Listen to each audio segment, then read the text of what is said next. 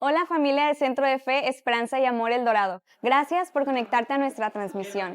Sabemos que lo más importante para ti es buscar a Dios. Por eso te invitamos a asistir de manera presencial a nuestras reuniones para poder alabarle y aprender de su palabra juntos. También no te pierdas de nuestros eventos y de nuestros avisos. Esperamos que disfrutes mucho de este mensaje. Dios te bendiga. Bien, si trae su Biblia, prepárela, abra el libro de los Salmos si es tan amable. Vaya al capítulo número 145 del libro de los Salmos, por favor. 145. Y vamos a leer unos textos ahí de los cuales observaremos algunas ideas que creo que son necesarias para ustedes y para mí, porque lamentablemente luego leemos la Biblia, no la entendemos, necesitamos que el Espíritu Santo nos la explique, nos dé luz sobre ella, y también de vez en cuando sobre nuestros cánticos, porque luego cantamos y la pregunta obligada sería: ¿entiendes lo que cantas? Si ustedes recuerdan la historia bíblica, había un hombre que identificamos como el etíope eunuco. Leyendo la Biblia, se acercó un misionero llamado Felipe y lo encontró leyendo el libro del profeta Isaías y le preguntó: ¿entiendes lo que lees? Y el hombre, el etíope, le respondió: ¿y cómo voy a entender si no hay quien me lo explique? Entonces Felipe aprovechó la ocasión y le explicó. Y finalmente el etíope se convirtió, se bautizó y dice la Biblia, siguió gozoso su camino.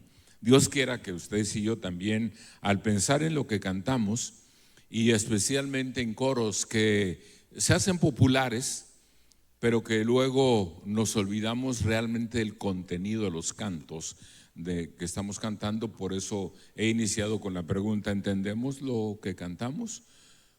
Igual que entendemos lo que estudiamos de la Biblia. Espero que sí, que el Espíritu Santo nos ayude. Y en el caso que no entendamos, pues siempre hay oportunidad para preguntar al Espíritu, para preguntar al pastor, para preguntar al líder cercano que nos explique. Vamos a leer del verso número 4 al versículo número 7 en la versión 1960, que creo que es la que ustedes tienen en su mano, y dice así, Salmo 145, versículo número 4: generación a generación celebrará tus obras y anunciará tus poderosos hechos. En la hermosura de la gloria de tu magnificencia y en tus hechos maravillosos meditaré. Del poder de tus hechos estupendos hablarán los hombres, y yo publicaré tu grandeza. Proclamarán la memoria de tu inmensa bondad y cantarán tu justicia. Déjenme quedarme en esta última parte, en la frase de proclamarán la memoria de tu inmensa bondad. Inmensa bondad. Hay otra versión que lo presenta de otra manera, un sinónimo de inmensa bondad, pero que me parece muy bueno. Así que si buscamos un tema para esto, yo le pondría sustentados en la bondad de Dios. Sustentados en la bondad de Dios. ¿En razón de qué? De que si ustedes y yo no entendemos que hoy estamos aquí gracias a su bondad, a su gracia y misericordia, entonces no entenderíamos la razón de vivir. No tendríamos realmente un derrotero en la vida respecto a por qué estamos en la tierra y cuál es la intención del Señor de tenernos con vida, de tener una familia, de tener un hogar y de tener un lugar donde reunirnos.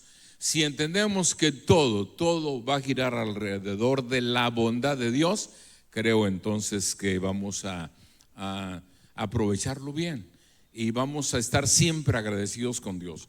¿Por qué le decía si entendemos lo que cantamos? Estoy seguro que aquí han cantado muchas, pero muchas veces este coro que dice: te amo Dios, tu amor nunca me falla. Mi existir en tus manos está. Desde el momento en que despierto y hasta el anochecer, y yo cantaré. ¿De qué cantaré? De la bondad de Dios. Ahí está la clave. Por eso entiendo lo que canto, porque si solo canto por cantar y no le doy el mérito que merece, valga la redundancia, el mérito que merece la palabra, entonces creo que tendría que corregir mi siguiente forma de cantar, corregirlo, porque nosotros confesamos: en mi vida ha sido bueno. Eso es bondad. En mi vida ha sido bueno. En mi vida ha sido tan fiel. Con mi ser, con cada aliento, yo cantaré de la bondad de Dios. Y aunque es más largo el coro, es suficiente para la observación de entendemos lo que cantamos.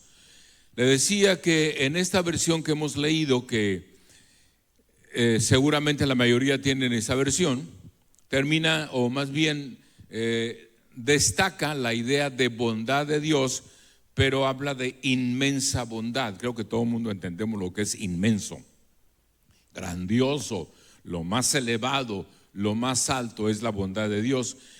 Permítame leerlo en una versión que se llama Nueva Traducción Viviente. No busquen, aun cuando tengan esa versión, escúchenla mejor, por favor, que dice: cada generación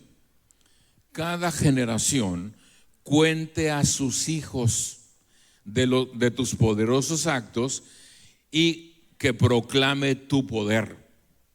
Meditaré en la gloria y la majestad de tu esplendor y en tus maravillosos milagros. Tus obras imponentes estarán en la boca de todos. Proclamaré tu grandeza. Todos contarán la historia de tu maravillosa bondad. Noten que aquí cambia un poco el concepto. Inmensa bondad, acá es maravillosa bondad. Cantarán de alegría acerca de tu justicia. Podríamos enfocarlo en justicia o en bondad, pero justicia nos queda demasiado grande el zapato, entonces dejémoslo en bondad. Ya en otra ocasión hablaremos de su inmensa justicia, pero por lo pronto enfoquemos en la bondad. Cuando yo busco entender lo que canto o lo que leo, entonces voy a tratar de investigar, si no entiendo el término, a tratar de investigarlo, y luego, una vez investigado, le voy a dar mayor importancia y no lo voy a usar como un término común que empleamos todos los días. Qué deliciosa está la comida, decimos luego, y nos quedamos con el sabor de la comida.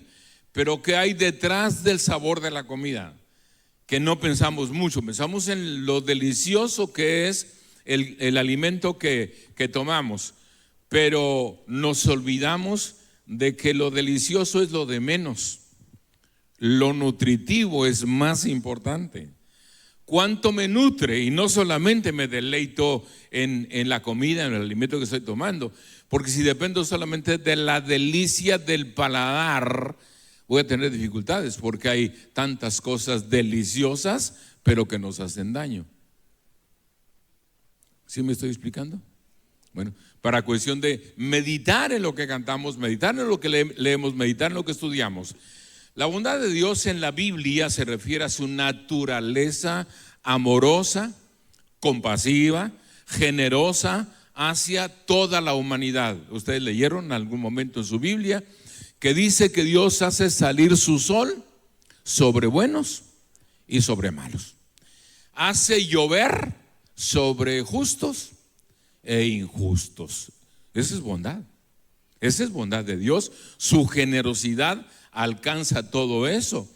Entonces, cuando hablamos nosotros o consideramos su bondad hacia la humanidad, es fundamental para entender que la relación entre Dios y los seres humanos, así como su deseo de que las personas vivan en armonía y con propósito, armonía con Dios, porque ahora se habla mucho de estar en armonía contigo mismo. Hay terapeutas que se van solamente por ese lado, que busques tener armonía contigo mismo y te recomiendan una serie de cosas que hagas para estar en armonía, incluyendo la cantidad de terapias modernas que ahora han surgido como aromaterapia. Entonces busca ese sistema, busca que tengas armonía contigo, pero es totalmente superficial, eso no tiene nada de fondo, porque ese momento que te produce tranquilidad o paz es solo un momento. Al rato estás tan estresado como antes de la terapia y la siguiente semana sigues estando estresado. Aquí se trata de entender que Dios en su misericordia y su bondad hacen posible que superemos cualquier tipo de situación y en cualquier momento, si entendemos lo que es la bondad de Dios y aprovechamos los recursos que trae la bondad de Dios hacia nuestra vida. Así que vamos a analizar 4 cosas en el texto que hemos leído, 4 cosas que para mí son importantes.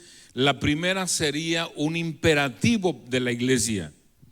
El imperativo de la iglesia, ustedes y yo como iglesia, es que nos aseguremos que estamos llevando a la siguiente generación el conocimiento de la palabra que tenemos nosotros. Que no nos olvidemos de transmitir a la siguiente generación lo que hemos aprendido de la palabra. Si ustedes notaron, el primer verso que leímos: generación a generación celebrará tus obras y anunciará tus poderosos hechos.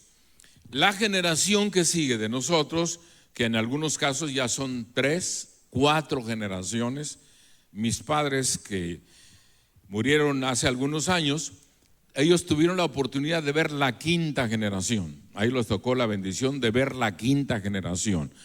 Y yo doy gracias a Dios por la 5ª generación, porque aunque no toda la familia están convertidos al evangelio, finalmente encuentro que las 5 generaciones, desde mis padres y luego los hijos y luego los nietos y luego los bisnietos y luego los tataranietos, todos de alguna manera recibieron la instrucción de la palabra. Y la 5ª generación está creciendo y esperamos que igual en el camino de esa 5ª generación puedan servir al Señor, puedan honrar al Señor, puedan ser gente temerosa de Dios, porque aprendimos a comunicar a la siguiente generación en razón de la bondad de Dios. Porque ¿quién puede asegurar que sus hijos van a tener una buena conducta y que sus nietos por consiguiente van a ser buenos nietos? Eso no se puede asegurar. En un mundo tan complicado como en el que vivimos, seguramente los nietos de ustedes, los míos, están en riesgo, en terrible riesgo. Y si no tienen raíces cristianas, si no tienen principios y valores cristianos, es posible que en el camino se descarríen, es posible que en el camino se pierdan. Entonces apelemos a la bondad de Dios. Pero Dios me dice: está bien, yo soy bondadoso, pero tu papel es pasarlo a la siguiente generación. Esa bondad, transmítela a la siguiente generación. Es como, ¿cómo se hace esto? Acá lo que leímos en el pasaje es como una evocación a los hechos poderosos del Señor. La historia desde Génesis hasta Apocalipsis y luego los 2000 años que llevamos de historia desde entonces ahora, encontramos que el Señor se ha manifestado de 1000 formas. Él sigue manifestándose, todos los días se sigue manifestando, y espero que todos estemos conscientes de versículos como: los cielos cuentan la gloria de Dios y el firmamento anuncia la obra de sus manos. Un día emite palabra a otro día y una noche a otra noche declara sabiduría. O bien el Salmo número 8: oh Jehová Señor nuestro, cuán glorioso es tu nombre en toda la tierra. Has puesto tu gloria sobre los cielos. Y luego dice el salmista que los cielos, todas las obras de Dios son obras hechas de sus dedos. Si a mí me impresiona que Dios haya hecho las cosas con sus manos, me impresiona más cuando lo menciona tus dedos. Cuando el Señor nos muestra que su poder es tan grande que la única manera de que ustedes y yo lo podamos entender es ponerlo así como con palitos y bolitas. Es decir, cuando Dios hace el universo con los dedos, no utiliza ni siquiera las manos, aunque luego obra de tus manos, pero habla de los dedos. Entonces esa vocación es: comuniquemos a nuestros hijos las obras maravillosas de Dios, los hechos poderosos de Dios, incluyendo de vez en cuando platícales cómo te convertiste al Evangelio. De vez en cuando comunica a tus hijos o a tus nietos cómo fue que te convenciste que necesitabas un Salvador. Y cómo es que al tener a Jesús como tu Salvador personal ocurrieron cosas extraordinarias, cambio de vida, una vida totalmente nueva. Eso es comunicar a la siguiente generación los hechos poderosos de Dios. O bien manejarlo como cada creyente, cada cristiano es pregonero del poder de Dios. Necesitamos convertirnos en pregoneros del poder de Dios, que cada generación conozca del poder de Dios. Ahora, el poder de Dios está en todos lados, pero digamos que tú quieres tener un objetivo concreto para anunciar el poder de Dios. Ahora les pregunto, ¿alguien de ustedes ha enfermado alguna vez en la vida? Bueno, yo creo que todos tendrían que levantar la mano si les pidiera que levantaran la mano. Ahora el asunto: ¿cuántos de los que han enfermado en algún momento han acudido a Dios en lugar del médico? ¿Y cuántos de esos que han acudido a Dios en lugar del médico vieron la maravilla del Señor? Son testigos de los milagros que Dios hace sin medicamentos, sin anestesias, sin operaciones. Y entonces eso es lo que hay que comunicar a los otros. Vienen en camino y no saben del poder de Dios. Y tú que has experimentado tu salud en forma sobrenatural, estás obligado u obligada a compartir con ellos los hechos poderosos del Señor. En ese sentido, entonces, estamos comprometidos con transferir a la siguiente generación las obras de Dios, una especie de transferencia o transmisión de lo que Dios ha hecho. Ese es nuestro compromiso, es un imperativo de la iglesia.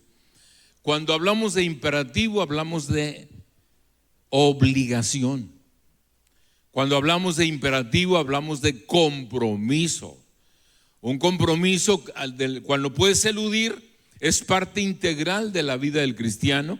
Entonces es importante señalar la importancia de comunicar a la siguiente generación cómo lo manejamos, lo vimos aquí: generación a generación anunciará tus obras y tus poderosos hechos.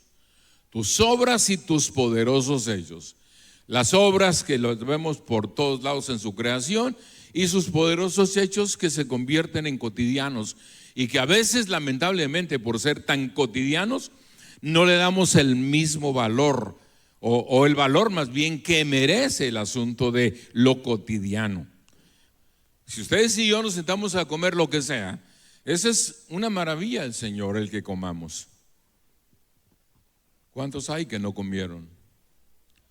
¿Cuántos hay que no pudieron tener en la mesa un platillo? Y ustedes y yo lo tenemos. Entonces estamos comprometidísimos con Dios para reconocerlo y darle importancia a nuestros hijos, a nuestros nietos, y que ellos conozcan que el pan cotidiano es en gran parte resultado de: Padre nuestro que estás en los cielos, santificado sea tu nombre. Venga tu reino y hágase tu voluntad, como en el cielo también aquí en la tierra. El pan nuestro de cada día, dánoslo hoy. Y ahí me detengo, porque justamente eso que podría parecer cotidiano, puede ser: bueno, todos los días comemos, gracias a Dios, siempre hay recursos para comprar pan, para comprar tortillas, para comprar otras cosas y disfrutarlas bien. Sí, pero detrás de eso, otra vez, ¿qué hay detrás de eso? La bondad de Dios, el favor de Dios, la misericordia de Dios. para que ustedes y yo tengamos una mesa y tengamos un platillo y que la familia reconozca que es el pan nuestro de cada día, que viene del Señor. Ya dijimos, es tan bondadoso el Señor que aun cuando no hagas esa oración, porque nuestras oraciones son así, de pronto se vuelven igual, tan cotidianas y se vuelven vacías por lo cotidiano. En casa, cuando éramos niños, seguramente el pastor Filemón, o quién sabe por qué él creció después que yo entonces, a lo mejor recuerda que en casa mi padre en lo general oraba por la comida de la siguiente manera, en lo general, ya después oraba unas oraciones que se enfriaba la comida hasta que decía amén y todo, bueno, pero en lo general decía: los ojos de todos esperan en ti, oh Señor, y tú les das comida en su tiempo. Abres tu mano y colmas de bendición a todo ser viviente, amén. Esa era su oración para la comida. Me la aprendí también, que ahí está la evidencia. Pero tengo un hermano que también viví con él un tiempo y a la hora de la comida él tenía otra oración, más cortita. Me gustaba por lo corto, porque entonces él no hacía una larga oración, solamente decía: derrama, oh Dios, por compasión en este pan tu bendición en el nombre de Jesús, amén. Ya sabrán porque me gustaba la oración. Entonces esas oraciones, si las repites y las repites y las repites, van a carecer de valor, se hacen rutinarias. Y eso no es lo que vamos a pasar de generación en generación. Que nuestros hijos aprendan, que los nietos aprendan a invocar el nombre del Señor y hacerlo desde su corazón y no repitiendo la oración de los abuelos o de los papás. La segunda observación que hago en estos textos que hemos leído es considerar una determinación personal como lo maneja el salmista. El salmista más de una vez se refiere a decisión personal. Por ejemplo, el verso 6: de tu poder o del poder de tus hechos estupendos hablarán los hombres, y yo, es una determinación personal, yo publicaré, yo anunciaré, yo diré, yo predicaré de tu grandeza. Esa es una determinación personal. Esto me ayuda a mí no solamente a tomar una decisión, sino a apoyarme en la palabra y buscar de qué manera puedo agradecer al Señor o qué puedo considerar en mis oraciones. Aquí, en el contexto bíblico de lo que hemos leído, hay algunas ideas también sobre esto que quiero destacar. Primero, el asunto de la meditación. ¿Cuánto meditamos en la palabra? Ahora igual hay una amenaza con la meditación, le llaman meditación trascendental. Ese es un veneno para las mentes.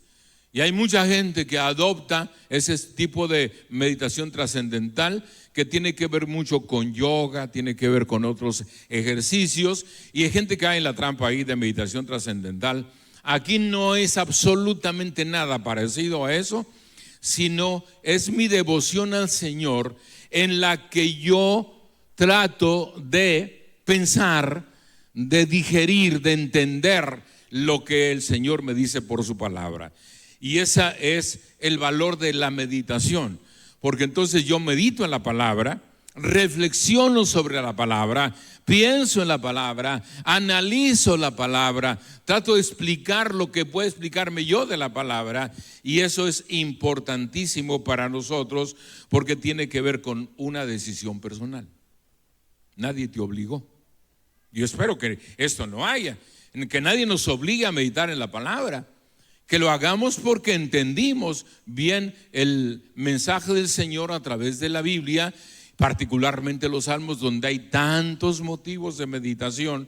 Entonces, el valor de la meditación es que te permite concentrarte en la palabra, en el Señor, en la oración, armar bien las ideas, armar bien las frases, porque cuando no meditamos, solo repetimos. Y no se trata de estar repitiendo cosas, se trata de estar meditando lo que estamos diciendo.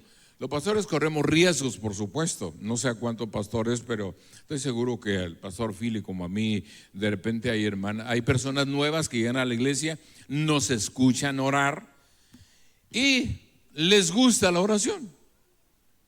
Y luego se acercan al final: pastor, ¿me podría escribir su oración? Es que me gustó mucho cómo oró. Y ellos esperan orar como el pastor oró. Y aquí la oración y meditación es totalmente personal. Amén. Totalmente personal. Por eso tienes que meditarla, por eso tienes que pensarla, por eso necesitamos armar bien las ideas, y tiene que ver con mi determinación. El salmista lo tuvo, me lo pasa al costo y yo digo: amén, salmista, yo adopto eso y quiero tomar esta determinación. Y voy a meditar en tu gloria, voy a meditar en tu bondad, voy a meditar en los efectos de tu bondad. Por motivos de meditación, hermanos, no paramos. Hay tantos motivos para meditar en la palabra del Señor que abres la Biblia y suficiente hay por el lado que lo tomes. Si empiezas por Génesis o te vas a los evangelios o aterrizas en Apocalipsis, va a haber muchos motivos para meditar, muchos motivos. Y eso es importante señalarlo porque es parte de nuestra disciplina como cristianos. Por otro lado, cuando es una determinación personal, estamos nosotros procurando edificarnos entrañablemente con el Señor o favorablemente. Porque si no te edificas con lo que haces para el Señor, entonces igual no entendimos bien el propósito de la palabra. Si ustedes han leído alguna vez ahí en la carta del apóstol Pablo a los Corintios, la primera carta, el capítulo 14 concretamente, él menciona que si alguien profetiza, considere la razón de la profecía. Y él da tres motivos principales para profetizar. Profetiza para consolar, profetiza para edificar o profetiza para exhortar. Entonces, cuando yo medito en eso, pienso: bueno, ¿qué estoy haciendo yo con la palabra del Señor? ¿Cómo la utilizo? Y cómo debiera utilizarla de la manera más correcta respecto precisamente, ¿estoy edificando a alguien con lo que estoy haciendo y diciendo? ¿O estoy exhortando a alguien? Incluso sin palabras, con mi propia conducta puedo exhortar a alguien. ¿O estoy consolando a alguien con la palabra? Si no meditamos en ello, eso no se va a dar. Cuando meditas vas a tener la palabra apropiada, pero ojo, palabra de Dios, no ideas humanas, no ocurrencias nuestras, porque luego usamos muchas ocurrencias y no nos apoyamos en la palabra del Señor. Pero entonces vuelvo a la idea de que es una determinación personal y cada uno responde por sí mismo, por consiguiente. Aquí no es cuestión de que mi mamá lo hace muy bien o mi papá lo hace muy bien. No, ¿cómo lo haces tú? ¿Cómo lo haces tú en ese sentido de meditación de la palabra o buscar los motivos de meditación a la palabra, o bien edificar a otros con el asunto de los motivos de la palabra? Y voy a una tercera idea del pasaje que hemos leído, que es el efecto que producen las obras del Señor, para que tengamos argumentos para hablar de ellas, para meditar en ellas, para compartir de ellas. El efecto de las obras del Señor. El calificativo que le da el salmista son obras imponentes. Ese es el adjetivo que emplea para las obras del Señor. Y estoy seguro que nadie puede dudarlo. Las obras de Dios son impresionantes. El lado que lo veas es impresionante. Las obras de Dios están en tus manos, están en tu corazón, están en tu cerebro, están para verla desde esa perspectiva. Pero sales a la calle y ves árboles, ves aves, ves otras cosas, y estas son obras imponentes del Señor. De manera que acá hablamos de un efecto de las obras del Señor. Cuando las ves de esa manera, entonces el impacto que produce en tu interior es simple y sencillamente: Dios es grande, muy grande. Si sus obras me impresionan, si lo que Él hace me impresiona, y me impresionan a veces pequeños detalles, entonces Él, ¿cómo será? Estoy impresionado, estoy impactado del poder del Señor. Ha impactado dentro de mí las obras del Señor. Por otro lado, cuando nosotros decidimos que las obras del Señor hagan efecto dentro de nosotros, entonces vamos a entender si hay un anhelo sincero o un anhelo auténtico en nuestro corazón al meditar en las obras de Dios y luego aplicarlas a nuestro ser interior, que debe ser un efecto natural. El efecto de yo anhelo, me regocijo, me maravillo no solamente, sino disfruto de las obras del Señor, porque su bondad está ahí en las obras del Señor. Y luego, por otro lado, la impresión que produce dentro de mí y el resultado individual. Otra vez volvemos a lo individual, porque esto es cada quien, cada uno. No dependo de los demás, ni para mis oraciones, ni para mi lectura bíblica. No dependo de los demás para mi comunión personal con el Señor. No dependo de cómo cantan los demás para mi canto es personal. Y yo me deleito en cantarle al Señor. Y de pronto, si no nos distraemos viendo al otro como canta, vamos a capitalizar bien el momento de adoración. ¿Así son de serios aquí? Ok. Sí, de repente me impresiona la seriedad, pero bueno, si estamos aprendiendo, sigan serios. Pero, ¿cuál es la impresión que produce los textos de la palabra en nuestras vidas? ¿Qué impresión nos dejan estas maravillosas obras del Señor, como estamos leyendo? Una vez que el salmista decide: proclamarán la memoria de tu inmensa bondad y cantarán de tu justicia, es por el impacto que vas a tener no solamente dentro de ti, sino sobre otras personas. Y luego, finalmente, una cuarta observación, que debe ser una proclamación alegre a la siguiente generación. Imagínate que tú a la siguiente generación solo le digas lo que has sufrido por el Evangelio. Lo vas a desanimar en cuanto solo estés compartiendo: he sufrido por el Señor aquí y allá y acullá, y tengo dificultades con tal o cual cosa. Eso no te va a edificar a nadie.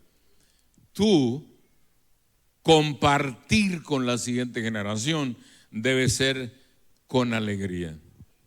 El salmista dijo en algún momento: todos contarán la historia.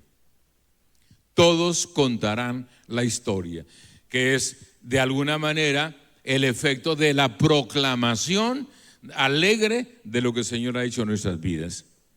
Entonces, meditemos en la constante bondad de Dios, como leímos ahí. En el coro, al final del coro que mencioné, termina diciendo: tu bondad me persigue. Y yo medito en el compositor del canto y digo: ¿no hubiera sido mejor tu bondad me alcanza que en lugar me persigue? Porque yo imaginé a uno corriendo y la bondad atrás de él, a ver a qué horas lo alcanza, a ver a qué horas lo toma. Pero cuando lo vemos de la perspectiva: tu bondad me ha alcanzado, ya la tengo, tu bondad está dentro de mí, tu bondad la disfruto desde que despierto hasta que me duermo. ¿Y qué digo hasta que me duermo? ¿Cuántos han disfrutado de la bondad de Dios dormidos? Les aseguro que más de 4 aquí en este auditorio saben de qué estoy hablando. Cuando aún dormidos están cantando y se despiertan cantando, o se despiertan orando, o a veces se despiertan impresionados por la visión del sueño. Pero ahí está la bondad de Dios. Ahí está la bondad de Dios. Igual. Entonces es constante la bondad del Señor. No es necesariamente que el bien y la misericordia me seguirán o perseguirán todos los días de mi vida, como dice el salmista en el 23 de los Salmos. Porque recuerden cómo termina el Salmo 23, mi copa está rebosando. Ciertamente el bien y la misericordia me seguirán todos los días de mi vida, y en la casa de Jehová moraré por largos días. Entonces yo prefiero de nuevo, tu misericordia y tu bondad me alcanzan todos los días. No es solo me siguen, me alcanzan, me tocan, me bendicen, hacen posible lo que el Señor ha declarado, dedicado o decidido sobre mi vida. Esa proclamación de la bondad de Dios que deja huella o hace historia. Bondad de Dios que deja huella o hace historia. Por supuesto, cuando medito en la bondad de Dios y la medito de esa manera, hace rato que mi esposa comentaba que estamos por cumplir 50 años de matrimonio, pues ya nos quedan unos cuantos meses, se van a ir de volada estos meses, ¿no? Y espero que sí podamos celebrar los 50 años. 18 de diciembre cumplimos los 50, como cae como en viernes creo, el 18 lo vamos a celebrar el 20 de diciembre. Cuando meditamos en esos 50 años atrás, es recordar la bondad de Dios, que ha dejado una huella impresionante, que ha dejado una historia impresionante en nuestra vida conyugal. Impresionante. Seguimos tan apegados que algunos de repente dicen, ¿qué cuántos? 50, pero qué aguante. No saben lo que disfrutamos. ¿Y qué ocurrió en 50 años? Que aprendimos a disfrutar las etapas diferentes. Cada etapa de la vida conyugal, que no es exactamente igual recién casado a 50 años después.